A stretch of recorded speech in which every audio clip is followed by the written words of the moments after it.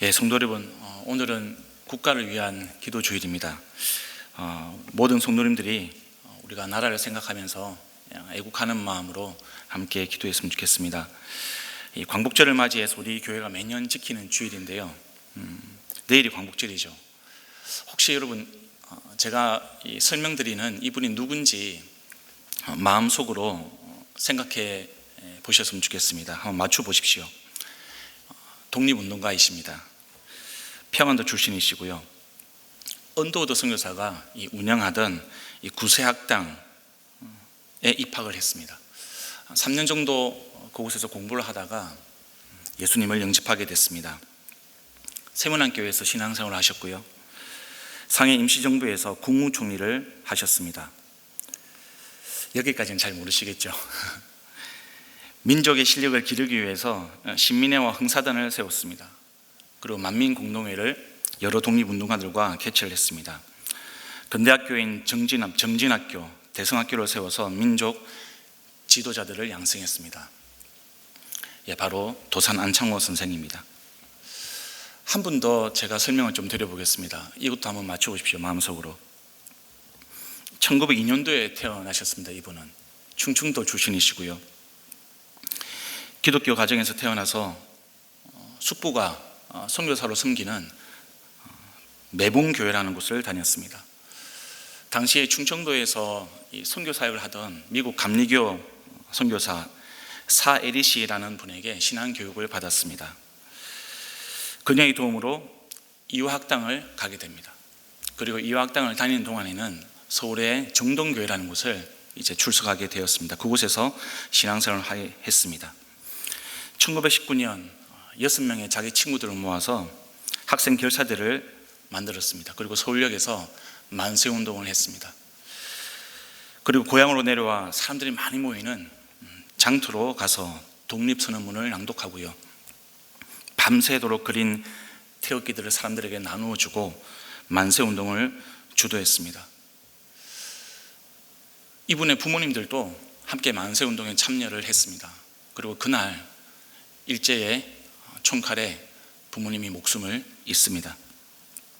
이분도 경찰에 잡혔습니다. 1심에서 5년, 2심에서 3년을 선고받았습니다. 그리고 서대문 형무소에 갇혀서 감옥살이를 하기 시작했습니다. 그런데 안타깝게도 이 고문과 영양실조로 1920년 9월 28일 19살이라는 꽃다운 나이에 순국을 하고 맙니다. 이분이 만세운동을 하기 전에 이 매봉교회에서 올린 기도문이 있습니다. 이 기도문은 지금 독립기념관에 비석으로 있습니다. 제가 읽어드리겠습니다. 오 하나님이시여, 이제 시간이 임박하였습니다. 원수 외를 물리쳐 주시고 이 땅에 자유와 독립을 주소서. 내일 거사할 각 대표들에게 더욱 용기와 힘을 주시고 이로 말미암아 이 민족의 행복한 땅이 되게 하소서. 주여, 같이 하시고 이 소녀에게 용기와 힘을 주옵소서. 대한독립만세, 대한독립만세. 유관순 열사입니다. 여러분, 도산 안창호 선생님, 그분이 남긴 여러 명언들이 있는데요. 오늘 설교 주제와 관련해 가지고 제가 소개해 주고 싶은 말이 있습니다. 우리가 세운 목표가 그런 것이라면 언제든지 실패할 것이요, 우리가 세운 목표가 옳은 것이면 언제든지 성공할 것입니다. 그렇습니다. 우리 모든 독립운동가들이 목표가 있었습니다. 그것은 우리나라의 해방, 일제로부터 우리나라를 찾는 것이었습니다. 나라를 빼앗긴 자들이 나라를 찾는 것, 그것은 너무나 당연한 그런 목표였습니다. 옳은 목표였죠. 그래서 여러분, 독립운동을 하시는 분들은 일제의 어떤 탄압, 그런 박해도 불구하고요, 자신과 자기 가족들을 희생하고 헌신하면서 독립운동을 했던 것이죠. 특별히 우리 기독교인 독립운동가들, 이분들은 신앙의 관점, 믿음의 관점에서 이 목표를 세우고 실천하였습니다. 특별 은총의 그 힘을 가지고 일반 은총을 녹이면서 예수님을 믿는 믿음으로 자기의 삶뿐만 아니라 국가 운명까지도 관통하면서 사신 것이죠. 이와 반대로 여러분, 매국노 친일파라고 하는 그런 사람들의 목표는 무엇이었습니까? 자신의 조국을 배반하고 자기와 함께 숨쉬면서 살아가는 이 땅의 이웃들과 동포들을 배반하고 일제에 빌붙어서 나라를 팔고 개인의 영달을 달성하는 것이었습니다. 나라야 어떻게 되든지 말든지 상관이 없습니다. 그냥 자기 혼자 잘 먹고 잘 살면 됩니다. 그냥 자기 집안 하나 건사 잘하고요, 그 집안 하나 남부럽지 않게 세우며 떵떵거리며 사는 그걸로 만족하는 것이었습니다. 이들의 목표는 그 방향부터가 잘못된 것이죠. 그 자체가 잘못된 것이었습니다. 나라를 팔아서 자기의 욕심, 자기의 영달은 세울 수 있었습니다. 자기의 개인적인 목표는 달성했는지 모르겠습니다. 그러나 우리는 그런 사람들을 존경하거나 사랑하거나 또 우리와 함께 살아가야 될 그런 사람으로 생각하지는 않습니다. 이런 매국 회견을 통해서 자신과 가족들이 평생 먹고 사는 문제는 해결했지만 그 후손들이요, 어떤 물질적인 그런 부를 축적은 했지만 정말 중요한 삶의 가치, 삶의 본질은 놓쳐버리고 만 것입니다. 우리는 이것을 통해서 사람과 사람이 속한 그 공동체가 어떤 목적을 가지느냐, 그것에 따라서 그 사람의 운명, 또 그 사람이 속해 있는 사회와 국가 운명까지도 달라진다는 것을 우리가 알 수가 있습니다. 그만큼 이 목표를 옳게 가지는 것, 바른 목표를 가진다는 것은 굉장히 중요한 일이었습니다. 이것은 어떤 세상 사람들이나 세상의 그런 조직, 사회, 그런 국가에만 해당되는 것은 아닙니다. 하나님 나라에서도 마찬가지입니다. 하나님 나라에서도 목표가 중요합니다. 올바른 목표가 아주 중요합니다. 지금 사도 베드로는요, 오늘 본문에서 하나님 나라에서는 그 목표가 무엇인지, 왜 그것이 우리에게 중요한 목표가 되는지 말해주고 있습니다. 오늘은 좀 연역법적으로 접근해서 9절부터 한번 보겠습니다.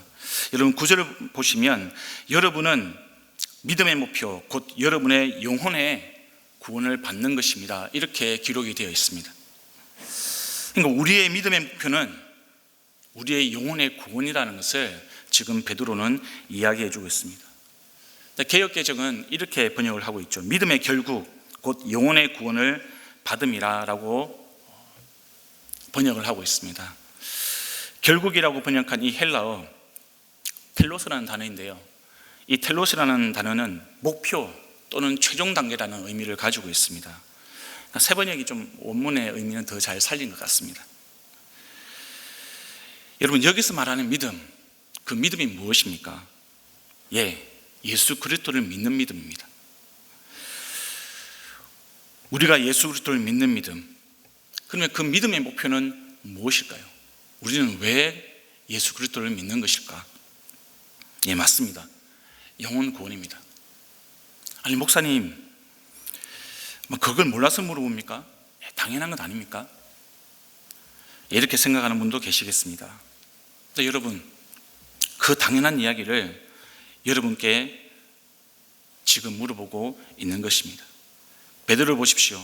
지금 소아시아에 있는 지역, 그 지역에 흩어져 있는 유대인들, 기독교 유대인들이 우리의 믿음의 대상이 예수 그리스도라는 것, 그리고 그 믿음의 목표가 영혼 구원이라는 것, 그 사실을 모르기 때문에 베드로가 지금 이 베드로 전서를 기록한 것이 아닙니다. 베드로가 지금 이 편지를 보내는 대상은요, 소아시아 지역에 있는 디아스포라 유대인들, 그 사람들은 이미 예수 그리스도를 믿고 신앙생활을 하고 있는 그런 성도들이었습니다. 그런데도 지금 베드로는요, 그들에게 편지를 쓰면서 그 편지 서두에 이 이야기를 하고 있는 것입니다. 왜 그렇습니까, 여러분?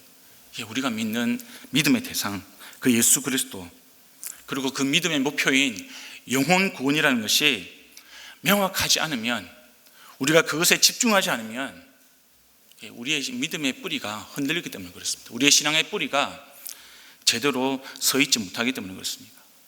우리가 그 사실, 그 목표에 집중하지 않으면, 우리가 에너지를 쏟지 않으면, 우리가 헌신하지 않으면 우리의 신앙생활의 방향이 엉뚱한 곳으로 흘러가기 때문에 그렇습니다. 우리의 시선이 그곳에 머무르지 않으면 자꾸 우리의 시선은 다른 곳으로 바라보기 때문에 그렇습니다. 믿음의 목표, 우리가 이 단어를 쓸 때는 이 말에 중요한 두 가지 의미가 있다는 것을 알아야 합니다. 하나는 믿음의 대상입니다.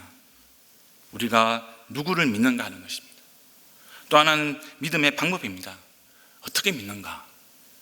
이것이 중요합니다. 여러분, 오직 예수 그리스도만이, 오직 예수님만이 저와 여러분의 유일한 믿음의 대상이심을 믿으십니까? 예, 아멘입니다. 오직 저와 여러분의 믿음의 목표가 영혼 구원에 있다는 사실도 믿으십니까? 네, 아멘입니다. 우리가 이 고백을 꼭 붙잡고요, 다시 한번 본문으로 돌아가기를 원합니다. 베드로는 지금 이 서신을 AD 63년 말 그리고 64년 사이에 이 소아시아에 있는 유대인 공동체에 쓴 것으로 그렇게 추정을 하고 있습니다. 당시 소아시아 지역은 로마 제국이 지배를 했습니다. 그런데 그 당시에 로마에 큰 화재가 생겼습니다.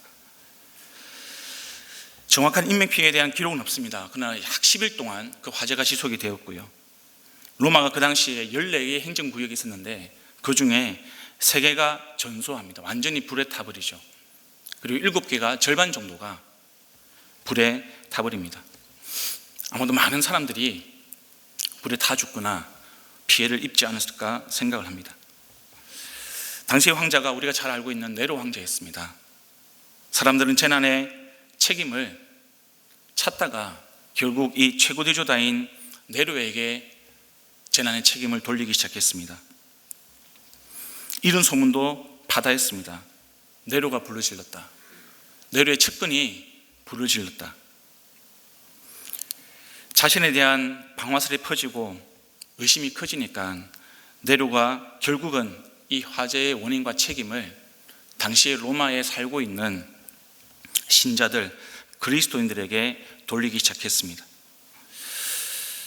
이것을 계기로 기독교인들은 엄청나게 박해를 받기 시작했습니다. 어떤 경우에는 네로가 원형 경기장에 이 사람들을 세우고 들깨들을 풀어서 물어 죽이는 사건도 발생을 했습니다. 사람들이 다 지켜보는 가운데 그 일을 자행한 것이죠. 신자들은 황제와 예수 그리스도 사이에 선택을 받도록 강요를 받았습니다. 그리스도를 택하면 사형을 당했습니다. 바울도 베드로도 마찬가지였죠. 네로에 의해서 순교를 당했습니다. 이것이 313년 밀라노 칙령이 이게 공인이 되고 기독교가 인정이 되기까지 약 300년 동안 박해를 받았습니다. 1세기 당시 로마 제국에서 기독교인이 박해를 당하던 모습, 그것은 히브리서에도 잘 나와 있습니다. 히브리서 11장입니다. 또 어떤 이들은 조롱과 채찍뿐만 아니라 결박과 옥에 갇히는 시련도 받았으며 돌로 치는 것과 토벌을 켜는 것과 시험과 칼로 죽임을 당하고 양과 염소의 가죽을 입고 유리하며 궁핍과 환난과 학대를 받았으니 그들이 광야와 산과 동굴과 토굴에 유리하였느니라. 이것이 그 당시에 살아가던 기독교인들의 모습이었습니다.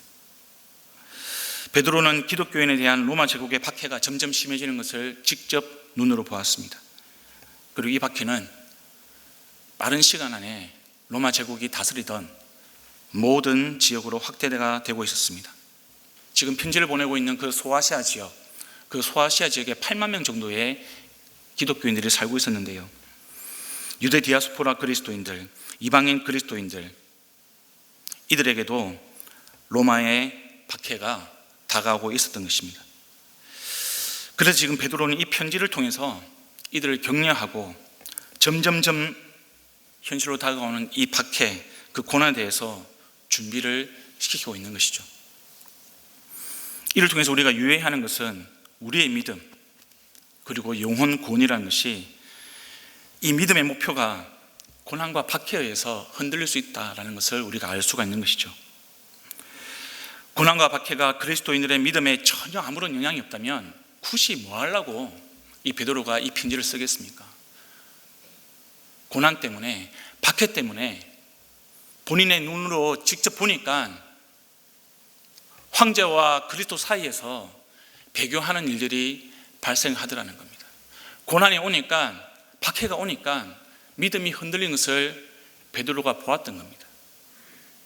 그래서 소아시아 지역에 있던 그 8만 명의 그리스도인들에게 고난과 박해가 올 것인데 우리는 믿음이 흔들려서는 안 된다는 것을 지금 이야기하고 있는 것입니다. 1절에서 여러분, 베드로는 소아시아 성도들을 나그네들, 택하심을 받은 자들 이렇게 부르고 있습니다. 2절에서는 베드로가 하나님 아버지께서 여러분을 미리 하시고 성령으로 거룩하게 해주셔서 여러분은 순종하게 되고 예수 그리스도의 핏부림을 받게 되었습니다 라고 기록을 하고 있습니다. 여러분, 여기서 주어가 누구죠? 바로 하나님입니다. 그러니까 우리가 예수님을 선택했다고 생각하는 경우가 있습니다. 그것이 아닙니다. 우리가 예수님을 택한 것이 아니라 우리 자신을 거룩하게 하시고 순종하게 하시는 분은 하나님이라는 사실입니다. 믿음의 주체는요, 시시때때로 흔들리는 우리 자신이 아닙니다. 믿음의 주체는 나에게 유리하면 삼키고 나에게 불리하면 내버려버리는 그런 이기적인 변덕스러운 나 자신이 아닙니다. 어떤 상황에서도 변함이 없고 어떤 상황에서도 나를 지키시고 나와 동행하시는 하나님, 천지를 창조하시고 나를 만드시는 하나님, 그 하나님이 믿음의 주체라는 겁니다. 바울도 동일하게 고백을 하고 있습니다. 갈라디아서 2장입니다. 나는 그리스도와 함께 십자가에 못 박혔습니다. 그런즉 이제 살고 있는 것은 내가 아닙니다. 그리스도께서 내 안에 살고 계십니다. 내가 지금 육신 안에 살고 있는 삶은 나를 사랑하셔서 나를 위하여 자기 몸을 내어주신 하나님의 아들을 믿는 믿음 안에서 살아가는 것입니다. 성도 여러분, 거듭난 인생, 구원받은 사람, 그 사람은 자기 인생의 주인이 자기가 아니라, 주어가 자기가 아니라 바로 하나님인 사람입니다. 베드로는 이것을 은혜라고 이야기합니다. 3절입니다. 여러분, 우리 주 예수 그리스도의 하나님 아버지께 찬양을 드립시다. 베드로가 찬양을 드리고자 하는 이유는 바로 은혜 때문이죠. 내가 만들어낸 은혜가 아니라, 내가 만들어낸 구원이 아니라 바로 하나님이 값없이 나에게 구원을 주셨기 때문에 우리의 찬양이 가능한 것입니다. 이어서 베드로는 이 믿음을 산소망 그리고 유산으로 설명을 하고 있습니다. 3절을 보시면 하나님께서는 그 크신 자비로 우리를 새로 태어나게 하셨습니다. 그리하여 그는 죽은 사람들 가운데서 예수 그리스도가 부활하심으로 말미암아 우리로 하여금 산 소망을 갖게 해 주셨으며 라고 기록을 하고 있습니다. 산 소망입니다.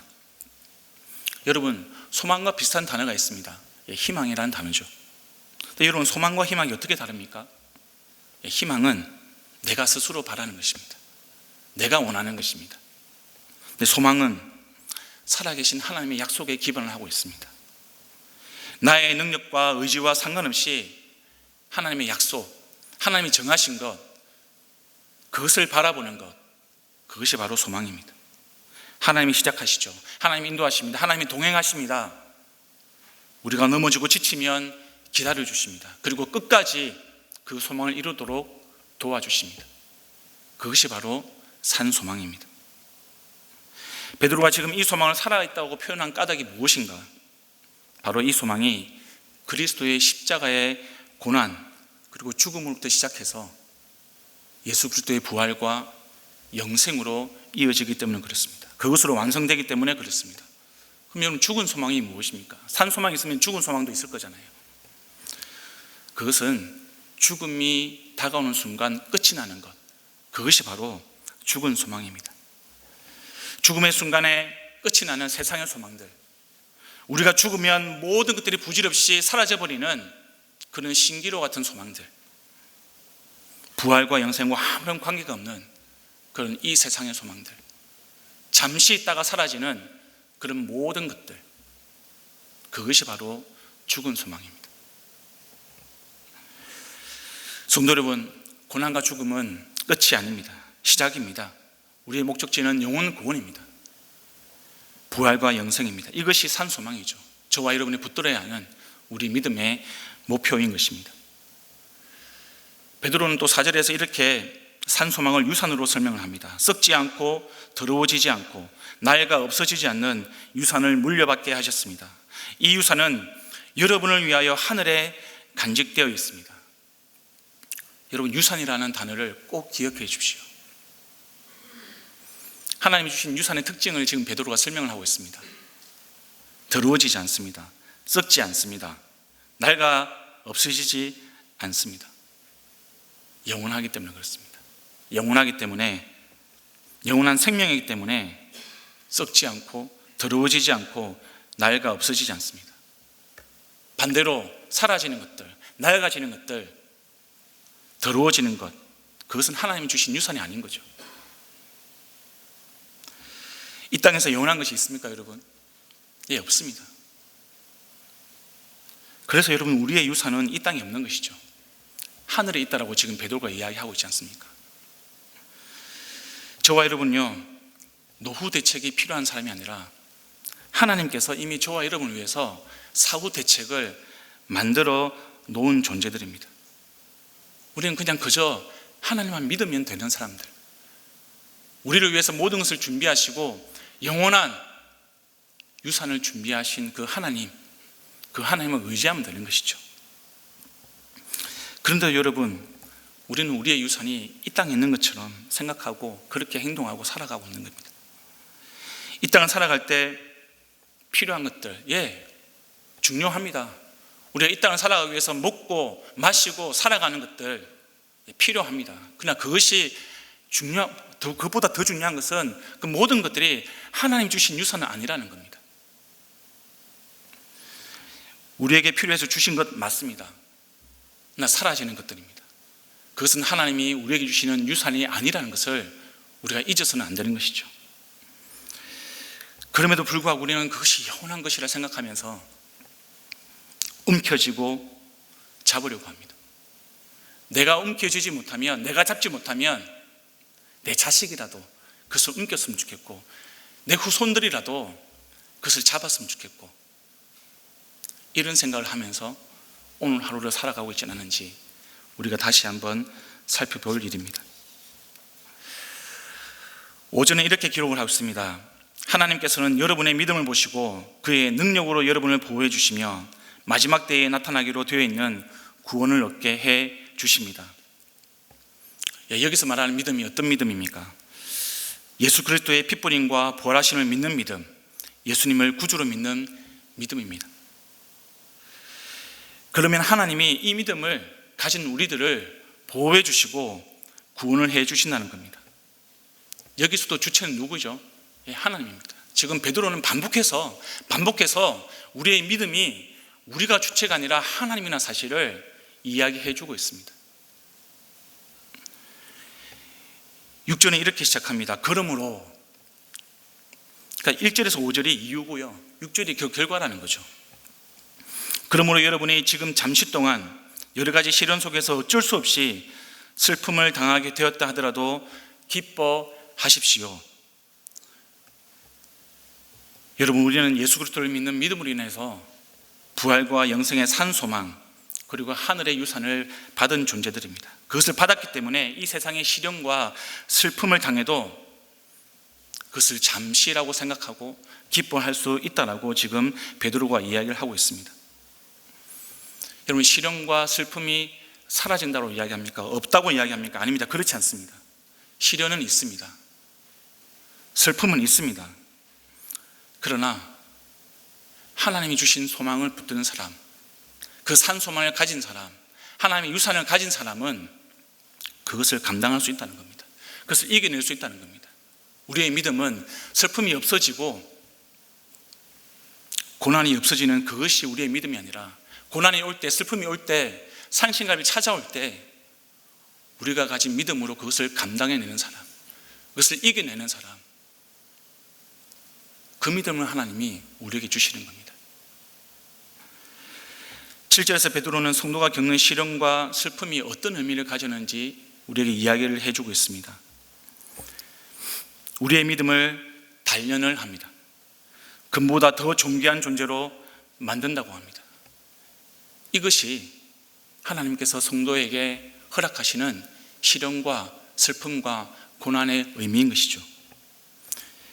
우리가 이것을 믿음으로 감당할 때 지금 하나님께서는 믿음으로 감당하는 자들이 예수님이 다시 오실 때 칭찬과 존귀와 영광을 주시는 통로로 삼겠다라고 이야기를 하고 계시는 겁니다. 여러분 8절부터 우리가 12절까지 읽었습니다. 지금 소아시아 성도들은 예수님을 본 적이 없는 사람들입니다. 그런데 예수님을 믿음으로 영혼 구원을 받았습니다. 이들이 영혼 구원을 받을 수 있게 된 것은요, 예언자들이 계시를 통해서 예수님의 구원을 예언하고요, 성령님의 도우심을 통해서 복음을 전하는 사람들을 그들이 가서 그 예언과 예수 그리스도를 그 성도들에게 선포했기 때문에 그들이 믿음을 선물로 받을 수 있었습니다. 여러분, 우리 지난 8월 3일부터 6일까지 연원도 단계봉사팀이 영흥도를 다녀왔습니다.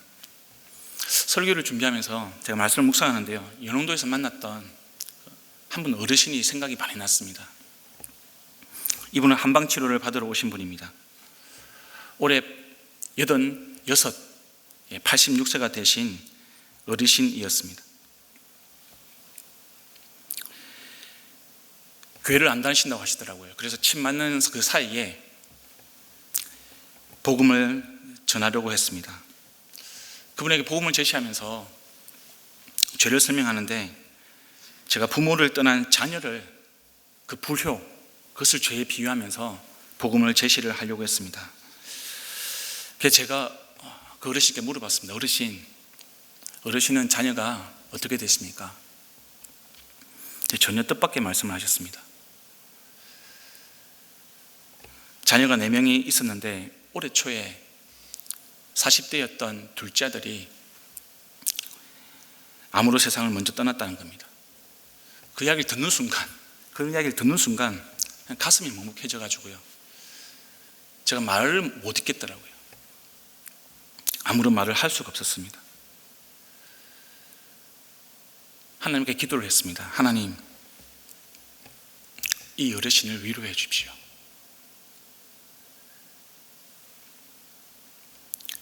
제가 어르신께 다시 말을 하기 시작했습니다. 아들 예수를 십자가의 죽음으로 잃어버린 하나님 아버지가 계십니다. 그 아버지 하나님께서 어르신을 위로해 주실 것입니다. 그 하나님께서 어르신의 아버지가 되어주시고 어르신의 상처와 어르신의 아픔과 어르신의 눈물을 닦아주기를 원하십니다. 그리고 어르신이 죽음을 이기고 부활하신 예수님을 믿으면 하나님이 주시는 영원한 생명을 가지고 천국에 사실 것입니다. 저는 어르신이 그 천국에 사셨으면 좋겠습니다. 예수를 믿고 주인으로 모시면 천국 백성이 되고 아들을 잃은 슬픔도 아픔도 하나님께서 위로해 주실 것이라고 어르신에게 예수님을 영접하시겠냐고 물어봤습니다. 그러겠노라고 말씀을 하셨습니다. 그래서 같이 영접 기도를 하고요, 꼭 연홍교회에 출석해서 매주일 예배 드릴 것을 부탁을 드렸습니다.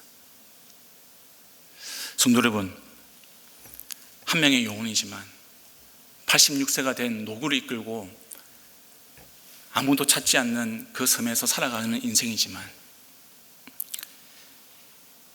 복음을 전하는 자들, 우리 교회를 통해서 성령님은 그분에게 복음을 들려주시고 영혼을 구원하기를 원하십니다.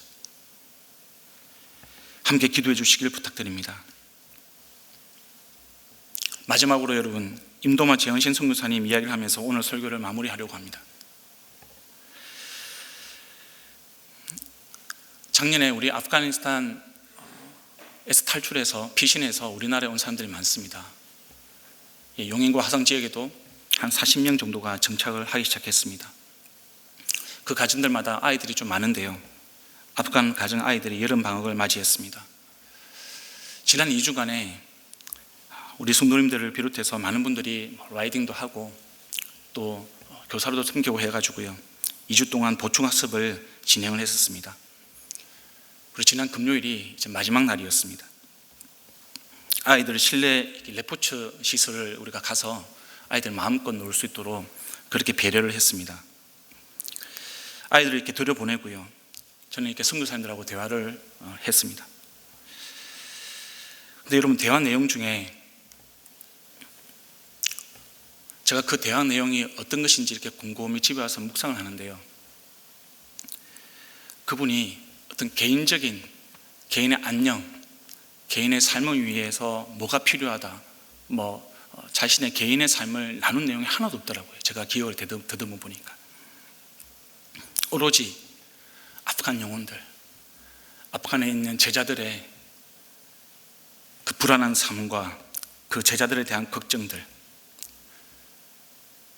한국에 온 아프가니스탄 가정들의 그 어려움, 그 힘듦, 그 적응의 이야기들, 복음 이야기, 그리고 하이라이트는 이것이었습니다. 가능한 연말까지 이 한국의 사역을 마무리하고 다시 선교지로 나가겠다는 겁니다.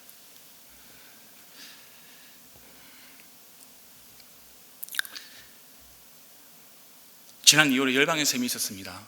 그때도 우리 두 분이 오셨습니다. 재현신 선교사님이 그때 열방의 셈에서 하신 말씀을 제가 잊을 수가 없습니다. 재현신 선교사님이 이런 말씀하셨습니다. 자기가 선교사로 헌신할 때 이런 마음으로 결단을 했다. 안방에서 죽는 인생이 아니라 열방에서 죽는 인생이 되자. 이번에 두 분의 연세가 올해로 한국 나이로 64세입니다. 64세. 아프간에서 11년 사역하고요. 여러분, 아프간의 삶이 녹록지 않습니다. 전기도 부족하고 물도 부족하고 불편하고 어렵습니다. 제가 그분들에게 한국에 들어와 있는 아프간 사람들, 그 아프간 사람들을 섬기는 사역을 좀 더 해주시면 안 됩니까? 그렇게 요청을 했었습니다. 아무래도 한국에서 사역하면 선교지를 나가서 사역하는 것보다 두 분에게는 몸도 마음도 좀 수월할 수 있습니다. 그런데 여러분, 이 두 분은 다시 선교지로 나가겠다는 겁니다. 불편하지만, 어렵지만, 힘들지만 영혼들을 생각해서 그곳의 영혼들을 위해서 나가겠다는 겁니다. 여러분, 세상 사람들이 이것을 이해할 수 있을까요? 세상 사람들이 이분들의 결단과 이분들의 마음을 이해할 수 있겠습니까? 이분들이 이렇게 이야기할 수 있는 힘이 어디서 나오는 걸까요? 이분들이 이렇게 이야기할 수 있는 마음이 어디서 나오는 것일까요? 믿음의 목표 때문에 그렇습니다. 믿음의 목표, 영혼 구원이라는 믿음의 목표. 저는 그 두 분을 볼 때마다, 한 번도 그분들이 대화를 나눌 때마다 이 믿음의 목표가 흔들린 것을 본 적이 없습니다. 굳건하게 그 믿음을 붙들고 살아가는 그 두 분이 얼마나 아름답게 보이는지. 세상 사람들이 보기에는 그 64대 되신 두 분들이 해외 그 오지에 가서 고생하고 복음을 전하는 것이 얼마나 바보스럽게 보이겠습니까? 그러나 믿음의 목표를 가진 사람들, 영혼 구원이라는 그 믿음이 흔들리지 않는 그 두 분은 너무나도 아름답게 보이는 겁니다. 하나님의 눈으로 보면 그렇습니다. 성도 여러분, 우리는 바울을 존경합니다. 베드로를 존경합니다. 우리는 예수님의 제자들처럼 살고 싶다라고 늘 그렇게 되뇌이며 고백을 합니다. 정말 그리스도의 제자가 되기를 원하십니까? 예, 우리 모두는 그렇게 되기를 원할 겁니다. 근데 여러분, 예수님의 12 제자들 중에서 어느 누구 하나 안방에서 편안하게 지내다가 이 세상을 떠난 사람들이 있을까요? 한 사람도 없습니다. 한 사람도 없습니다. 모두 다 순교했고요. 유배지에서 갇혀 지내다가 그렇게 주님의 부르심을 받아 살아갔습니다. 예, 물론 우리가 모두 다 순교할 필요는 없습니다. 하나님이 그렇게 하시지도 않습니다. 그러나 우리 믿음의 목표가 영혼 구원이라면 우리가 예수 그리스도의 제자가 되고 싶다라고 그렇게 말을 한다면, 그런 소망을 우리가 가지고 있다면, 여러분, 우리의 삶은 순교적인 삶이 되어야 하는 것입니다. 예수님의 제자들 중 어느 한 명도 안방에서 편안하게 노후를 보낸 사람이 없습니다. 그렇게 인생을 마무리한 사람이 한 사람도 없습니다. 그 말이 무슨 말이냐면, 예수님의 제자가 되길 원하는 저와 여러분도 그 생각을 버려야 된다는 겁니다. 그 마음을 내려놔야 된다는 겁니다. 저는 지금 여러분 앞에서도 설교를 하면서도 제 인생을 생각할 때, 저의 이 이기적인 마음을 생각할 때, 제가 나중에라도 안방에서 편안하게 지내다가 그렇게 주님 곁으로 가는 사람이 될까봐 그게 걱정스럽습니다. 제 자신을 생각할 때. 정말 그렇게 되고 싶지 않습니다. 열방 가운데서, 열방에서 생을 마감하는 사람, 하나님이 다시 부르시는 그날까지 순교적인 삶을 사는 사람, 그 사람이 바로 그리스도의 제자입니다. 성도 여러분, 우리의 믿음이 성숙해져야 합니다. 우리가 이 정도 신앙생활을 했으면, 이 정도 헌신했으면 이제 그만 됐다, 그것이 아니고요.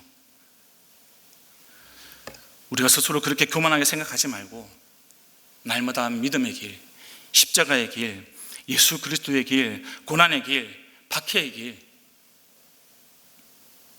그 길을 걸어가야 되는 것이죠. 그래야 진짜 그리스도인이 되는 것입니다.